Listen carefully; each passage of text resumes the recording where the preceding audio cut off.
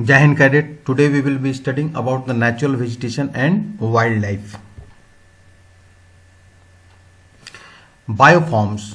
Our country India is one of the 12 mega biodiversity countries of the world. With about 47,000 plant species, India occupies 10th place in the world and 4th place in Asia in plant diversity. There are about 15,000 flowering plants in India, which account for 6% in the world's total number of flowering plants. The country has many non-flowering plants such as ferns, algae and fungi. India also has approximately 90,000 species of animals as well as a rich variety of fish in its fresh water and in marine waters. That is why it is told that India is having a rich biodiversity as per the data which we have studied now. Natural vegetation. Natural vegetation refers to a plant community which has grown naturally without human aid and has been left undisturbed by humans for a long time. This is the definition of natural vegetation. This is also called as the virgin vegetation. Thus, cultivated crops and fruits, orchards form part of vegetation but not natural vegetation. Why they are called vegetation? Because human interference is here. Human being used to cultivate the crops and fruits, orchards. That is why they are called vegetations, but not the natural vegetation. The virgin vegetation, which are purely Indian, are known as endemic or indigenous species. But those which have come from outside India are termed as exotic plants. The plants which are having its origin in India is called endemic or indigenous species, and the plants which are brought from the other countries are called as the exotic plants. Now about flora.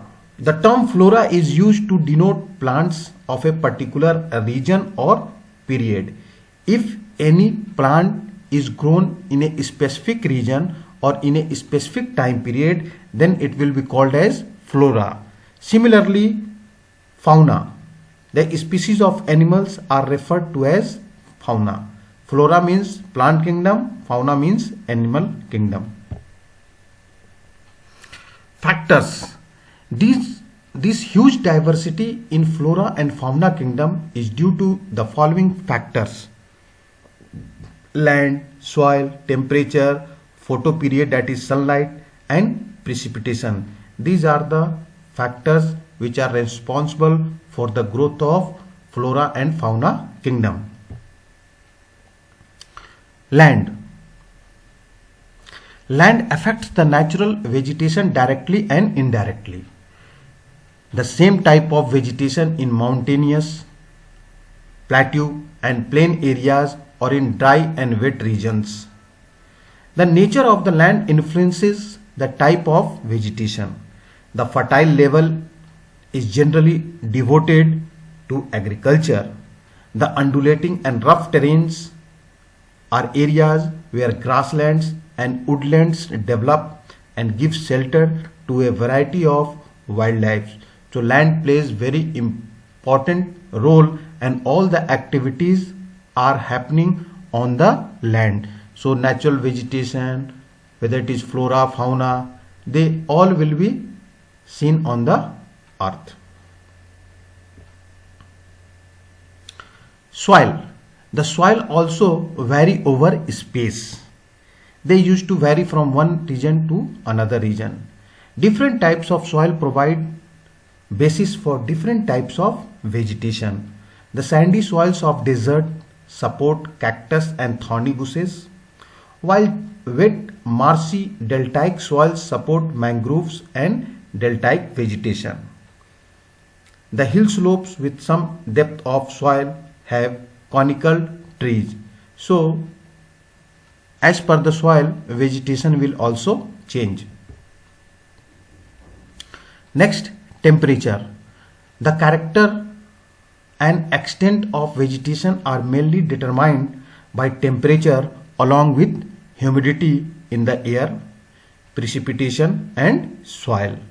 On the slopes of the Himalayas and the hills of the peninsula above the height of 915 meters, the fall in the temperature affects the types of vegetation and its growth and changes it from tropical to subtropical, temperate and alpine vegetation. When we will take an example of mountain, any mountain, as per the altitude, vegetation will vary.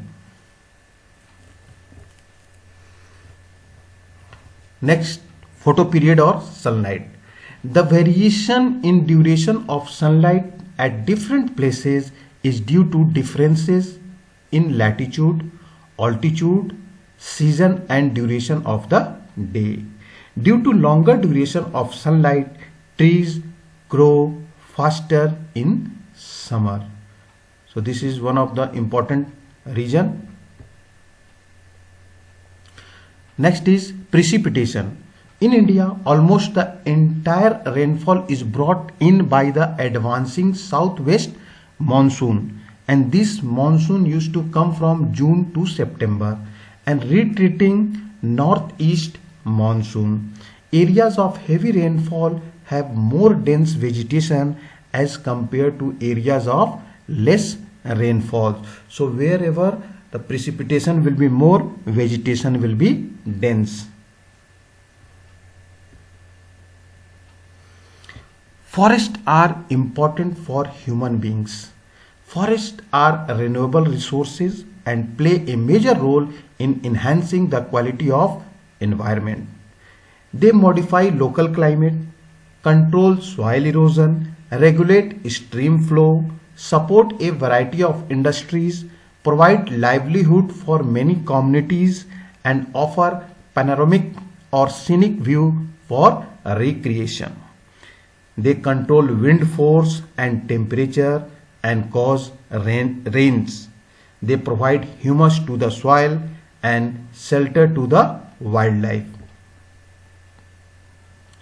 India's natural vegetation has undergone many changes due to several factors such as the growing demand for cultivated land, development of industries and mining, urbanization and overgrazing of pasture.